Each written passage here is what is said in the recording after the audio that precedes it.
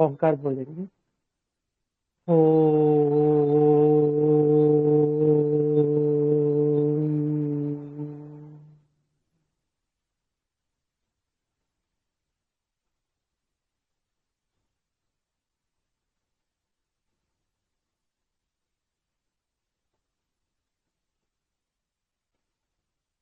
चातुर्मासी याग का विषय चल रहा था, जिसमें 3 हो गए थे।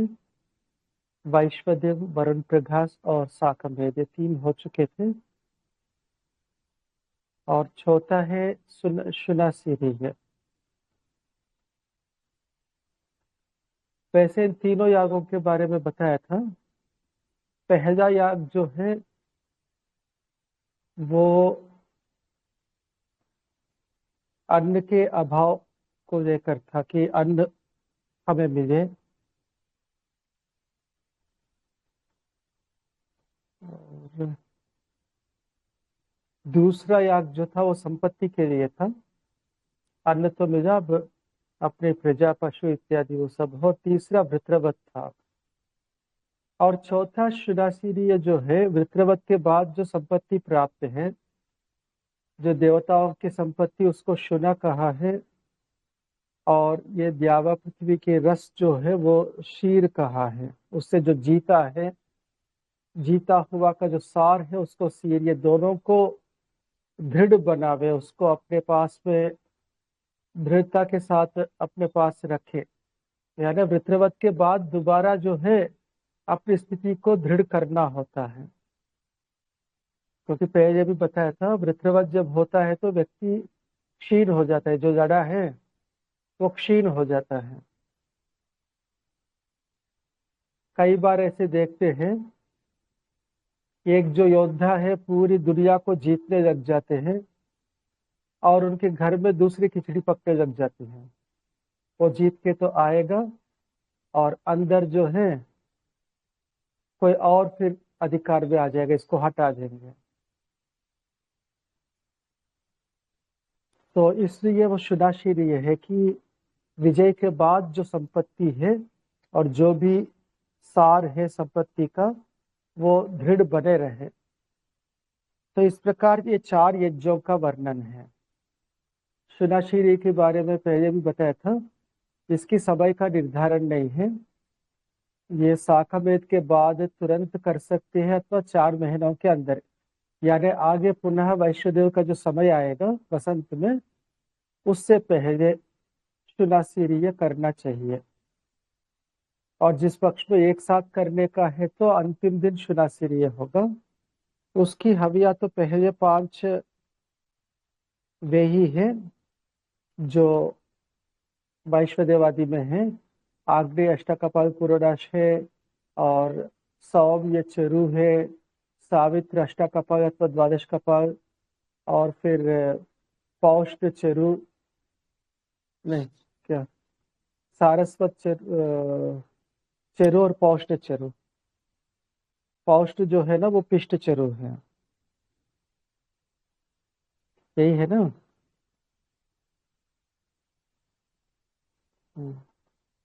3 चरु और 2 पुरोडाश, ये तो यही है। इसके अतिरिक्त 3 और देवता है।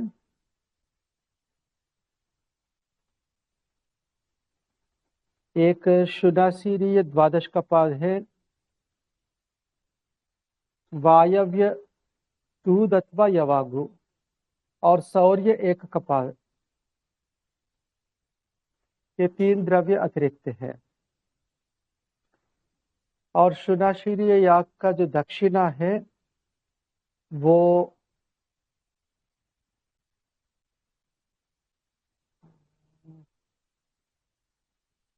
वैसे नवप्रसूता गाय, ऐसा यहाँ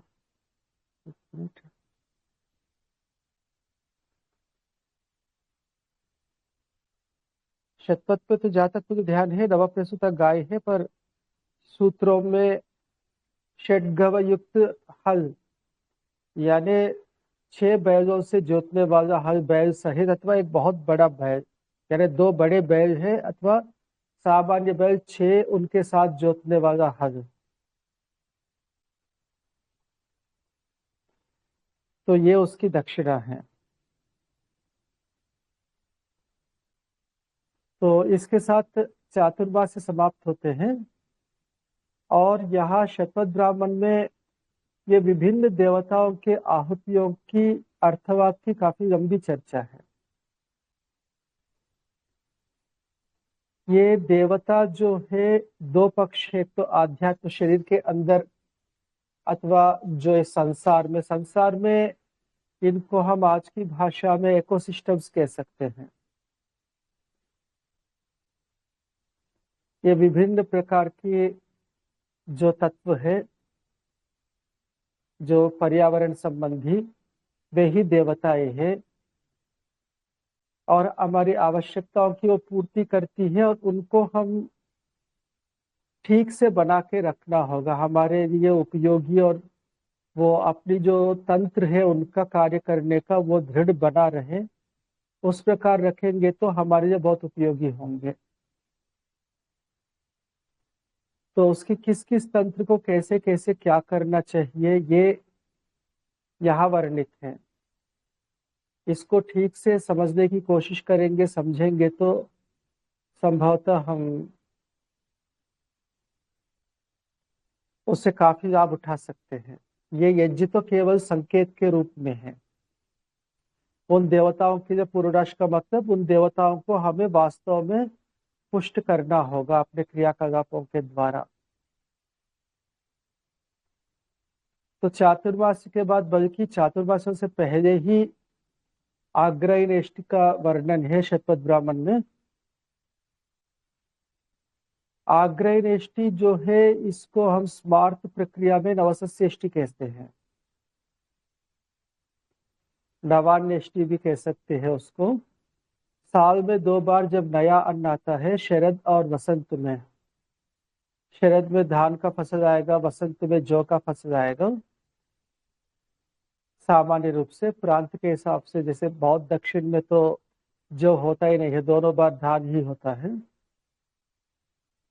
तो जब नया अन्न आता है तब वो किया जाता है। और वहाँ अर्थवाद में बताया कि असुर जो है, जो मनुष्य जो अन्न खाते हैं उसको भी, और पशु जो चारा चरती है उसको भी, इन सबको, सभी प्रकार की औषधियों को विषाक्त कर दिया था। विषाक्त कर दिया तो मनुष्य और पशु खाना बंद कर दी तो दुबले पतले हो गए, यज्ञ भी नहीं कर रहे तो देवलोगों को भी समस्या हो गया। तो उन्होंने इस यज्ञ का विधान किया, आग्रहणेष्टि का।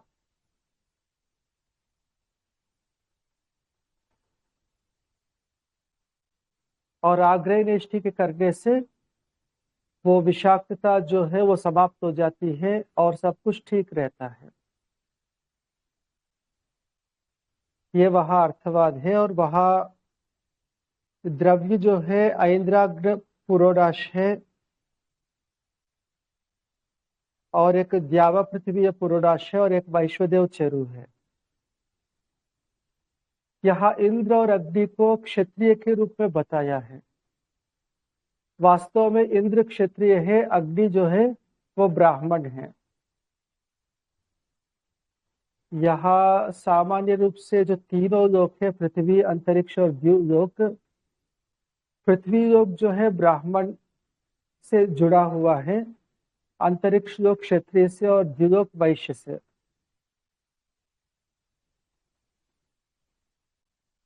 तो इसमें अग्नि जो है पृथ्वी स्थानीय है और इंद्र जो है अंतरिक्ष स्थानीय है। ये दोनों ब्राह्मण और क्षत्रिय दोनों का संकेत है। वहां मुख्य जो है इंद्र है, ब्राह्मण जो है मार्गदर्शक के रूप में। अर्थशास्त्र में भी ब्राह्मण के मार्गदर्शन में चलने वाले क्षत्रिय का हर जगह विजय की बात होती है। तो यहाँ भी उसी प्रकार का वो वर्णन प्रतीत होता है। और विश्वदेव जो है द्युस्थानीय है, और वो प्रजा के एक प्रकार से संकेत के रूप में है। तो जो शासक है और प्रजा सभी के लिए आहुतियां हैं। इसके अतिरिक्त द्यावा पृथ्वी ये एक कपाल है। तो ये सारे संसार जो है, इसमें जितने भी तत्व है उनको भी आहुतियां, यानी जितने मनुष्य जाति है उसमें से जो आर्य है और जितने जो ये संसार में तत्व है सबको आहुतियां दी जाती है ताकि व्यवस्था बना रहे। सभी अपने अपने कर्तव्यों को ठीक से पालन करेंगे तो आसुर जो है वो कुछ कर नहीं पाएंगे, उनका कुछ चलेगा नहीं। इस प्रकार का वह वर्णन है। और ये नित्य जिस समय जो नया अन्न है उसका उपयोग करना चाहिए, यानी जैसे शरद ऋतु में धान का फसल आता है तो उस समय पुरोडाशादी धान से बनेंगे, और वसंत ऋतु में जौ का फसल आता है तो उस समय उसका पुरोडाश बनेगा। यानी जिस समय जो फसल आएगा उस समय उसी का पुरोडाश द्रव्य बनेगा, चरु भी और पुरोडाश भी। नया अन्न का ही इसमें प्रयोग करना चाहिए, यह विधान है। बल्कि कुछ लोगों का ये कथन है कि वहां से लेकर अगला फसल आने तक जितनी भी इष्टियां है उसी धान का, यानी उसी धान्य का प्रयोग होना चाहिए। जैसे शरद में धान का फसल आया, आगे वसंत तक यानी 4 महीनों में सर्दियों में जो भी कुछ करेंगे इष्टि वो धान से ही करेंगे। उसके बाद वसंत में जब जौ आया, आगे शरद ऋतु तक जितनी भी इष्टियां आदि करेंगे तो जौ का ही प्रयोग करना चाहिए, ऐसा भी कुछ लोगों का मत है।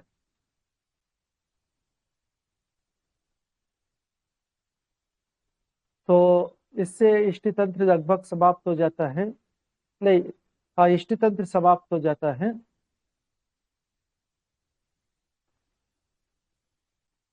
अब इससे आगे निरूढ़ पशुबंध, जिसको कात्यायन स्रोत सूत्रों में पश्चिष्टि कहा है, इसका वर्णन है पर इसका शतपथ ब्राह्मण में वर्णन नहीं है अलग से। कात्यायन स्रोत सूत्रों के अनुसार ये अलग से एक इष्टि है जो कि एक नित्य है, यानी इसका अ, अनुष्ठान करना ही होगा। किंतु शतपथ में इसका कई वर्णन अलग से नहीं देखने को मिलता। इस सोमयाग के अग्निष्टोम के अंतर्गत अग्निशोमय पशु है, वहां इष्टि तंत्र का वर्णन है, अलग से नहीं है। पर क्योंकि सूत्रों में है तो उसकी भी चर्चा करेंगे, और ये सबसे ज्यादा विवाद का विषय है। वैसे मैं पहले भी कहते आया हूँ, ये यज्ञ जितने भी श्रौत याग है ये आधिदैविक घटनाक्रम के सांकेतिक प्रदर्शन मात्र है। यज्ञ की क्रियाओं के द्वारा आधिदैविक घटनाक्रम को हम समझें, ये उसका लक्ष्य है। सीधा सीधा उन क्रियाओं से कुछ ऐसा होता नहीं है। जो पर्यावरण शुद्धि की बात स्वामी दयानंद जी कहते हैं, ये काफी गौण रूप में लिया गया है। ब्राह्मण ग्रंथों में एक वचन आता है, परोक्ष प्रिया एवं देवा भवन्ति प्रत्यक्ष द्विषः। देवलोग जो है परोक्ष की कामना करते हैं, परोक्ष को चाहते हैं। जो प्रत्यक्ष है उसके प्रति उनकी कोई रुचि नहीं होती। पर्यावरण शुद्धि तो प्रत्यक्ष लाभ है यज्ञ का, उसके प्रति उनकी उतनी रुचि नहीं होती। वो तो होना ही है, ऐसा नहीं कि उसकी अवहेलना है अथवा उसका निषेध है। वो तो होना ही है, पर इतने से हमें कोई संतोष नहीं है। विशेष जो कामना है परोक्ष जो स्वर्ग है, आगे मिलने वाला, और वो ज्ञान के द्वारा। यज्ञ के अनुष्ठान से देवता का ज्ञान होता है जो कि आगे स्वर्ग का मार्ग प्रशस्त करता है। तो इन बातों को ध्यान में रखते हुए यज्ञ की व्याख्या हमें करना होगा। जो निरूढ़ पशुबंध है वहाँ कुछ समस्या है, उसके क्रम में मैं बता दूंगा। उसमें सबसे पहले यूप का संपादन होता है, यूप को तैयार करना होता है। ये जैसे पूर्व दिन ही एक पलाश वृक्ष जो अच्छा सा है उसको काट के लाया जाता है, जो कि कम से कम 6 फुट का हो, इससे ऊपर ही हो। वैसे यानी 4.5 फुट का भी स्वीकार किया है। 3 हाथ अथवा 4 हाथ इस प्रकार का वर्णन है। उसको काट के लाया जाता है। उसके बाद उसको उसका कुछ हिस्सा तो जमीन के अंदर गाड़ा जाएगा और कुछ हिस्सा बाहर रहेगा। जो हिस्सा बाहर रहेगा उसके ऊपर जो त्वचा है छिलका उतार कर उसका 8 कोण वाला आकार दिया जाता है, अष्टश्री ये बनाया जाता है। और नीचे वाला जो जमीन में गाड़ा जाएगा उसको ऊपर कहते हैं, ऊपर। वैसे निरुक्त में वाक्य है, नौपरस्याविष्कुर्यात् यदुपरस्याविष्कुर्यात् गर्तेष्ठा स्यात् प्रवायुको यजमानः। ये ऊपर जो है, जो जमीन में गाड़ने वाला हिस्सा, उसका आविष्कार यानी उसकी त्वचा हटाकर अंदर की लकड़ी को खोलना नहीं चाहिए। त्वचा सहित ही अंदर जाएगा। यदि त्वचा को हटाएंगे, यजमान जो है ना, जो प्रमादी यजमान है, वो तो मर जाएगा, यानी निंदा के रूप में वचन है। तो इस प्रकार यूप तैयार किया जाता है और इसकी वेदी यानी घर में ही करने का विधान है। ये आहवनीय के पूर्व की दिशा में ये यूप गाड़ा जाता है। बाकी जो प्रक्रिया है, यहाँ जो द्रव्य है पशु माना है और छाग यानी बकरी, पूर्णाश नहीं होगा, उसी की जगह बकरी माना गया है। जो वर्णन है उस पशु का यानी प्रयाज तक प्रक्रिया इष्टि तंत्र के अनुसार है। उसके बाद पशु का संज्ञापन और विशेषण और फिर बपोत्खेद इत्यादि वो सब बहुत विवाद के विषय है। वर्णन तो है शतपथ ब्राह्मण में, उसको हम मना नहीं कर सकते कि वह नहीं है। और जिस प्रकार यजुर्वेद के 6 और 7वें अध्यायों की, बल्कि 5वें अध्याय से ही शुरू होती है, उनकी व्याख्या वह इन क्रियाओं के द्वारा होता है। तो प्रक्षिप्त कहना भी बहुत कठिन है। पर वहाँ थोड़ा सा बहुत ध्यान से हम उस प्रकरण को देखेंगे तो कुछ बातें समझ में आती हैं।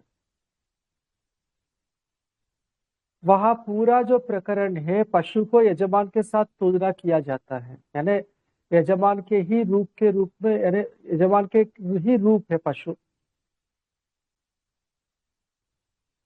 और वहाँ पशु को मारने की कोई बात नहीं है, मारने की बात बिल्कुल मना किया जाता है कि पशु के अंदर प्राणों को प्रतिष्ठित करना, पशु को और बलवान बनाना, यानी यजमान को और बलवान बनाना, इस प्रकार का वर्णन है। स्वामी जी की व्याख्या देखेंगे कुछ उसी दिशा में है। वह जो सबसे ज्यादा जो बड़ा विवाद है संज्ञापन का, वहाँ जो शब्द प्रयोग किया है वो है तमयंती, तम धातु का प्रयोग किया है। पीछे भी मैंने पौर्णमासी में वो एक शब्द पे ध्यान देने के लिए कहा था सबको, अथमेरुर यज्ञो अथमेरुर यज्ञपति यजमानो भूयाद, ऐसा कुछ वो आता है यजुर्वेद के पहले अध्याय के 23वां शायद मंत्र है। वहां हम सायन और महीधर दोनों का भाष्य देखेंगे। वहां बिल्कुल स्पष्ट रूप से तम ग्लानि अर्थ किया है, यानी ग्लानि रहित यजमान और यज्ञ होवे, ऐसा कुछ उनका वर्णन है।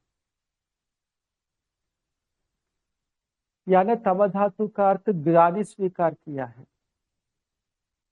तो तमयंती का अर्थ जो है मारना कैसे हो गया, इसके अतिरिक्त में वो जगह में भूल रहा हूँ, शायद मैं कल तक आपको वो उसका जो पता है मैं डाल दूंगा ग्रुप में। आतमितः ऐसा एक शब्द का प्रयोग होता है यजमान के लिए।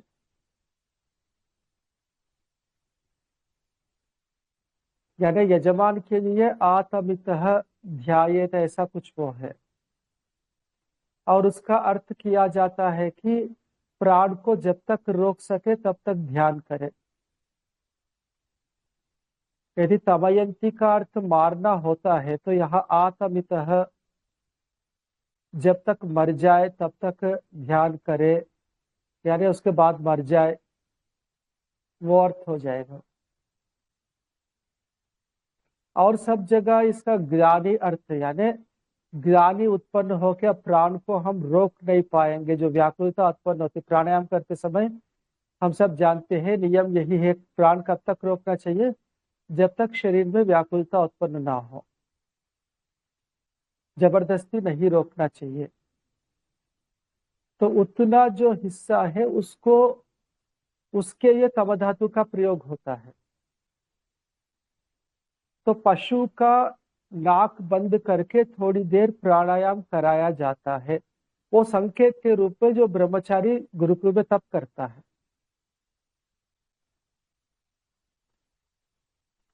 उसको मारने का विधान नहीं है। उसके बाद विशेषण आदि जो वहाँ प्रकरण है, वपोत्खेदन इत्यादि। अब क्योंकि ये सारा जो यज्ञ क्रम है कुछ आधिदैविक अथवा आध्यात्मिक गतिविधि क्रम को दिखाने के लिए है, तो उसी प्रकार वहां हमें समझना होगा, क्योंकि शरीर के सभी अवयव देवताओं के लिए समर्पित किए जाते हैं, ताकि देवता जो है उन उन अवयवों को पवित्र और शुद्ध और बलवान बना दे। उसी दृष्टि से अग्नि में समर्पित किया हुआ वो दिखाया जाता है। ओम आचार्य जी, आपकी आवाज थोड़ी बहुत धीरे आ रही है, थोड़ा सा वॉल्यूम बढ़ सकता है क्या? वॉल्यूम तो और सबका कैसे है? मुझे अच्छे से आ रही है। कुछ आप है ना, नेटवर्क का प्रॉब्लम है तो। और ये अपनी तरफ से बढ़ा सकते हैं, जो माइक है उस पे जाके 100% 200% इस तरह से ऑप्शन आएगा, आप अपनी माइक तरफ से पे बढ़ा लीजिए। हाँ, ये विश्वास जी अपनी तरफ से बढ़ा सकते अच्छा। नहीं, हम हमारी तरफ से 200% ही कर रखे हैं, लेकिन आवाज क्लियर आ रही है, लेकिन थोड़ा सा ऐसा प्रतीत हो रहा है धीरे आ रही है, पता नहीं क्या कारण हो सकता है। पता हैं। नहीं। मुझे तो ठीक आ रही है, सभी की आपकी भी और आचार्य जी की, दोनों की ही ठीक आ रही है। नेटवर्क का ही कोई ना कोई है। ठीक है, अभी तो इसका कुछ कर नहीं सकते, क्योंकि मेरे तरफ से सब ठीक है। इसमें मेरे तरफ से आवाज बढ़ाने का कोई वो तरीका नहीं है। ठीक है आचार्य जी, कोई नहीं। जी।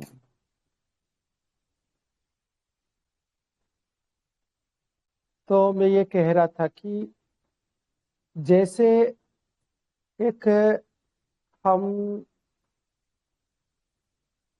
पुराणों में जाएंगे, ये प्रहलाद का, भक्त प्रहलाद का नाटक मान लो हम देख रहे हैं, मंच पे नाटक चल रहा है, हिरण्यकशिप है और वो खंबे को तोड़ देता है, उसके अंदर नरसिंह अवतार आकर हिरण्यकशिप को मार देता है। तो क्या वास्तव में मारना होगा नाटक में? जो नरसिंह अवतार आके जो हिरण्यकशिप था उसको वास्तव में मारना होता है क्या? बाकी सबको ऐसे ही दिखेगा कि मार दिया है। आप सिनेमा में देखेंगे, नाटक में देखेंगे, मार दिया ऐसा दिखता है, किंतु वास्तव में मारना नहीं होता। वहां आपके सामने एक वो प्रक्रिया दिखाया जा रहा है, वहां किसी को मारने की आवश्यकता नहीं है, केवल वो भाव उत्पन्न करना है। एक पशु के सारे अवयव विभिन्न देवताओं के अग्नि में समर्पित किए जा रहे हैं, इसका मतलब वो ब्रह्मचारी के सारे शरीर के सभी अवयव देवताओं के लिए समर्पित किए जा रहे, ताकि देवता उसको और पुष्ट बनावे और पवित्र बनावे। ये वहां संकेत था। उसके लिए पशु को मारना और वपोत्खेदन इत्यादि ये सब जो है वास्तव में उसी रूप में करने की आवश्यकता नहीं है, क्योंकि ऐसा करना वो हिंसा है और हिंसा का साफ साफ निषेध है। और जिन मंत्रों का भी प्रयोग होता है, औषधे त्राय स्वैनाम स्वधिते मयनांग हिंसी है, स्पष्ट रूप से हिंसा का निषेध है वहां। निरुक्त में भी प्रकरण है कि विपरीत क्रिया होती है, स्वधिते मयनांग हिंसी ही ये कहा जाता है, किंतु हिंसा करते हैं तो कहा कि आमनाय वचना अहिंसा प्रतीयत,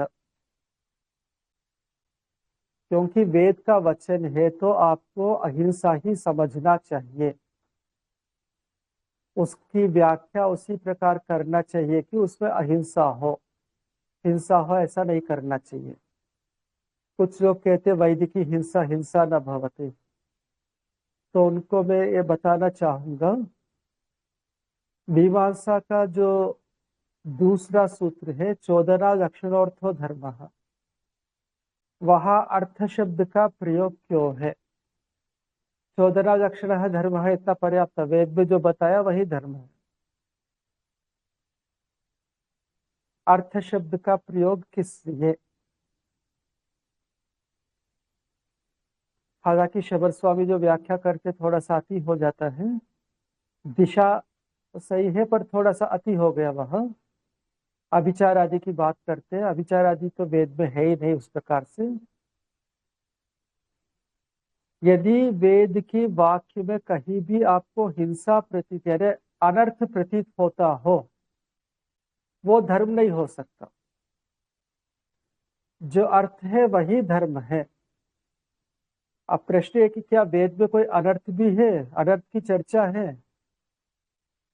तो उत्तर ये है कि वेद में अनर्थ की तो चर्चा नहीं है, पर व्याख्या करते समय समझते समय हम गलत कर सकते हैं। अब अपने गलत व्याख्या को लेकर ये कह दे वेद में अनर्थ है और वो भी धर्म है, तो मीमांसा उसको निषेध करता है। यदि अनर्थ है वो धर्म नहीं है, अर्थ है तो ही धर्म है। धर्म अर्थ दोनों साथ में जुड़े हुए हैं।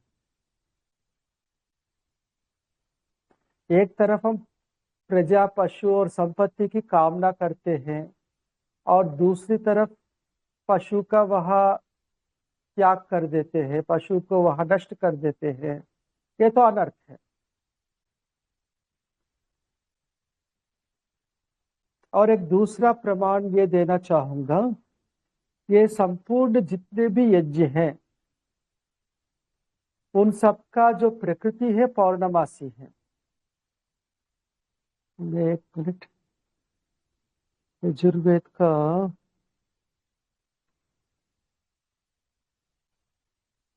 13वें शायद मंत्र था, नहीं, दृष्टिरस 17वां मंत्र है। दृष्टिरस्य अपाग्ने अग्निमामादन जहि निष्क्रव्यादन सेध।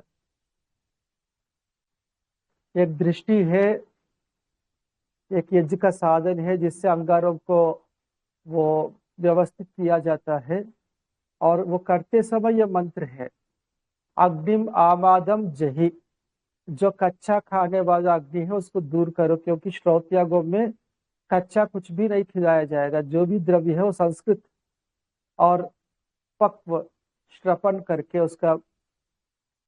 उसको पका के आहुतियां दी जाती हैं।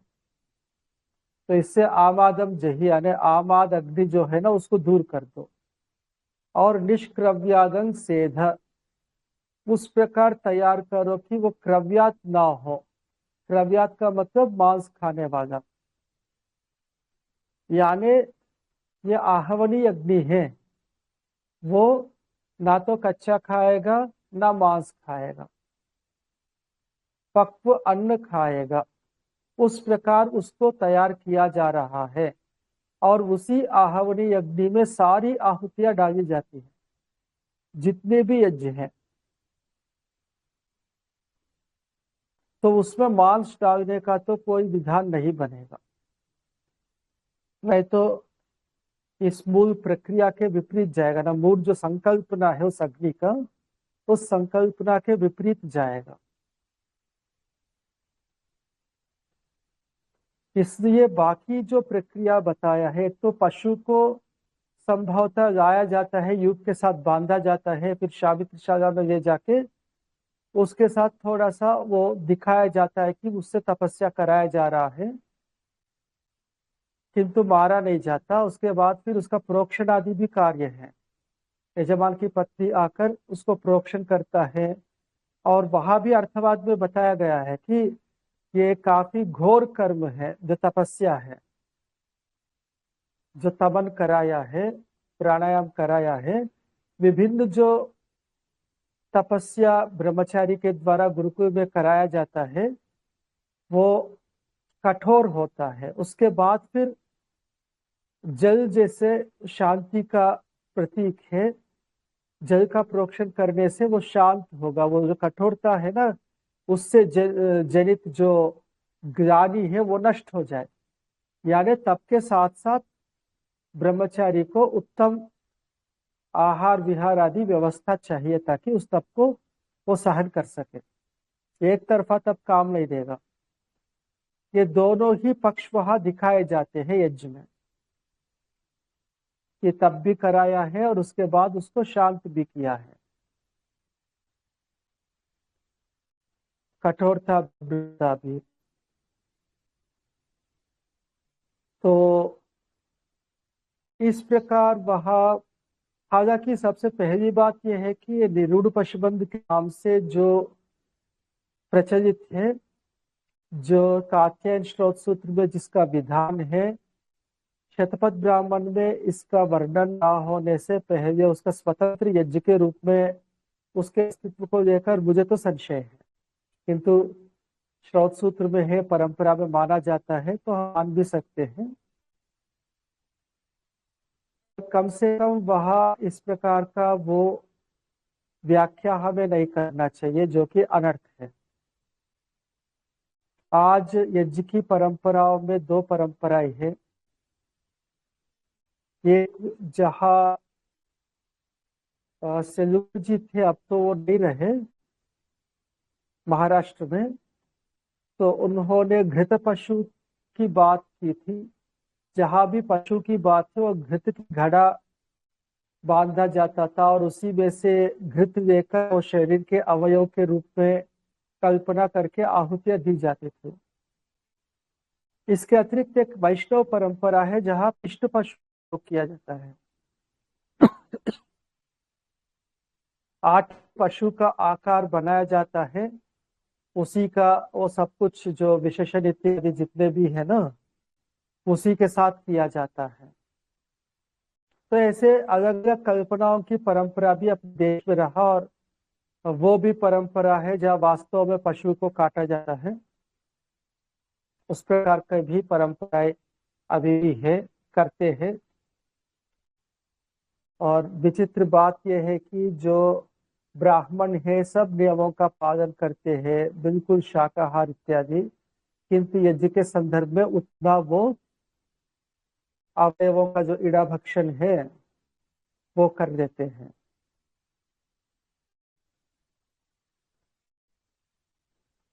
तो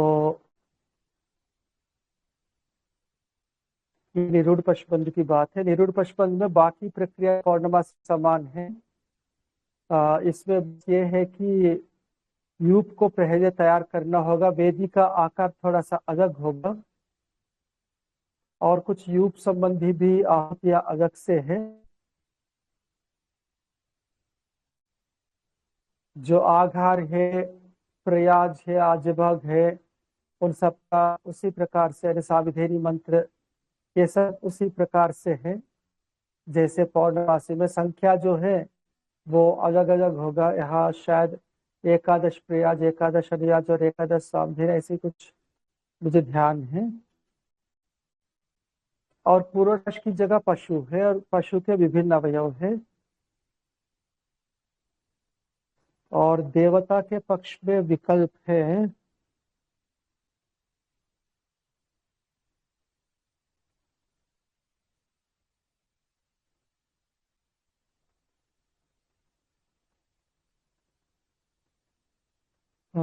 इंद्राग्नि, सूर्य और प्रजापति, इन तीनों में से कोई एक देवता हम कर सकते हैं।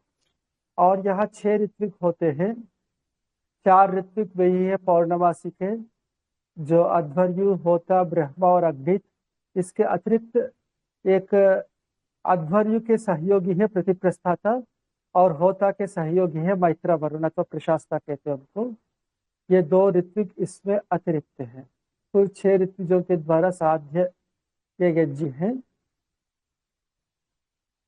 तो इससे इष्ट तंत्र समाप्त होता है। एक सौत्रामणि भी है, उसको बाद में देखेंगे। अभी इसके बाद अग्निष्टोम शुरू करेंगे। अग्निष्टोम के बाद फिर देखेंगे आगे सौत्रामणि का। तो अभी कुछ प्रश्न हो तो कर सकते हैं।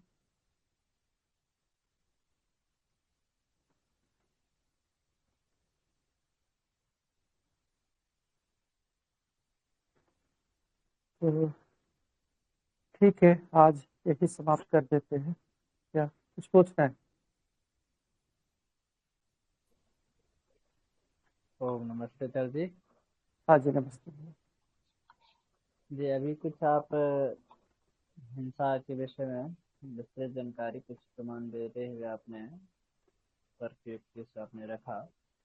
जी और इस विषय में थोड़ा सा मैं एक स्पष्ट करना चाहता हूँ। जो आयुर्वेद शास्त्र है जी उसको किस रूप में देख सकते हैं? वहाँ जो मांसों का गुणधर्म बता रहा होता है और तेल में तलने से जो है बहुत दिनों तक खराब नहीं होते इत्यादि जो बातें आता है, वो किस संदर्भ में देखना चाहिए उसे? आयुर्वेद शास्त्र की प्रवृत्ति जो है मनुष्य मात्र के लिए है। उसमें मांस खाने वाले, ना खाने वाले सभी के रोगों का वहाँ वर्णन। पहली तो बात यह है कि वो जैसा उसका वास्तविक स्वरूप था वो आज हमारे पास नहीं है। जी आग्निवेश प्रणीतम चरक दृढ़ बलाभ्याम प्रतिसंस्कृतम, ये चरक संहिता के ऊपर लिखा हुआ मिलता है। जी ऐसा या तो ये मान सकते हैं कि बाद में मांस संबंधी बातें जोड़ी गई है, अथवा प्रारंभ में ही ऋषियों ने सभी प्रकार की, यानी आर्य और अनार्य सभी के मेरे विषय को ध्यान में रखते, रोगी तो सब पढ़ सकते हैं, हाँ जी उन सबको भी ध्यान में रखते हुए व्यवस्था बताए हैं। जी। एक तो उदाहरण उसको में बताओ। केरल का एक वैद्य था, एक मेरे परिचित वैद्य थे, वो कह रहे थे, केरल में गया था एक वैद्य के पास। उस समय कोई रोगी आया था, तो जी उनको ये कहा कि दूध नहीं पीना। कोई रोग था, उसने कहा कि दूध नहीं पीना। जी जाने के बाद फिर ये वैद्य जी ने उनसे पूछा कि दूध क्यों मना किया, इस रोग में दूध में तो कोई समस्या नहीं है। तो उन्होंने कहा, "ये तो मछली खाने वाले हैं और दूध के साथ मछली जो है ना विरोध होता है। ये रात हाँ को जी ना पीना, ऐसा कुछ वो था। और मछली छोड़ने का ये कहेंगे, मानेंगे नहीं। दूध तो ये छोड़ भी सकते हैं। हाँ जी। तो इस प्रकार की स्थिति होती है कि जो वो करते ही है, वो रोगी पड़े तो उनका क्या उपाय, बस ये है। हम्म। तो वहाँ फिर ये धर्म अधर्म अर्थ अनर्थ कैसे आप देख पा रहे हैं? आयुर्वेद धर्मशास्त्र नहीं है, चिकित्सा शास्त्र है। अर्थशास्त्र तो कहा जाएगा। हाँ, अर्थ तो हो सकता है, पर वहाँ मांस खाने का विधान नहीं है। जो खाते हैं उनके लिए ये स्थिति है। क्या खाना चाहिए क्या नहीं खाना चाहिए, ये विधान धर्मशास्त्रों में होगा, आयुर्वेद में वो विषय नहीं। और ये जब उपवेद मानते हैं सर जी, जी तो उस संदर्भ में कैसे देखेंगे आयुर्वेद को फिर? हाँ, वो तो मैंने कहा आपको कि वो एक तो उसका शुद्ध रूप आज हमारे सामने उपलब्ध नहीं है, इसको पूरी तरह आर्ष नहीं मान सकते। उसमें जितनी चिकित्सा संबंधी बातें हैं वो सत्य है, बाकी वो व्यापक ज्यादा है। अब या तो हम ये कर सकते कि उसमें से मांस संबंधी बातें सब हटाकर देखें, तो भी चिकित्सा पूरी तरह संभव है। अरे मांस के कारण कहीं भी कोई भी चिकित्सा रुक नहीं रहा। आप देखेंगे पूरा चरक को, मैं एक बार मुनि जी से भी बहुत लंबी चर्चा की थी, मुनि सत्यजीत जी से, कि मांस को हटाने पर कोई कमी नहीं आती है पूरे आयुर्वेद में, यानी पूरे चरक में। जी। इससे वो लगता तो यही है कि बाद में जोड़ा गया। हम अपने आर्यों के लिए प्रयोग करना है तब तो वो मांस वाला हिस्से की आवश्यकता ही नहीं है। पर यदि मान लो जो दूसरे लोग हैं उनके लिए प्रयोग करना है तो वो हिस्सा आवश्यक है। उनको आप बदल तो नहीं सकते, पर उनमें से कोई ऐसे हो जो आपके बहुत सहयोगी हो और वो रोगी हो, उनको ठीक करना हो। जैसे महाभारत में भी जो है ना, आर्यों के साथ अनार्यों का संबंध बहुत देखा जाता है। अर्जुन के बहुत गंधर्व मित्र थे और राक्षसों में से भी कई मित्र थे, दोनों का, कौरवों के और पांडवों के। तो संबंध तो थे, वो अपनी जगह ये अपनी जगह पर, संबंध तो थे। उस स्थिति में वहां उनको आप सहयोग करना चाहे चिकित्सा की दृष्टि से, तब तो वो आवश्यक हो जाएगा। तो उसका वो धर्म माना जाएगा? उसका वो धर्म ने धर्म को छोड़ रखे हैं, धर्म को छोड़ रखे, धर्म। इससे उनको अनार्य कह रहे हैं।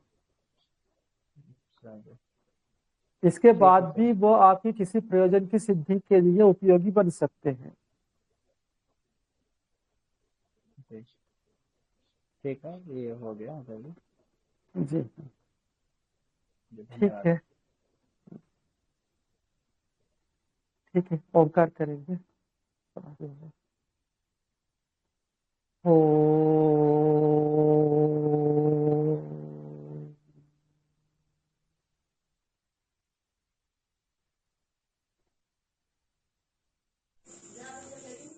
नमस्ते आचार्य जी। जी नमस्ते। नमस्ते सर, बताइए। नमस्ते।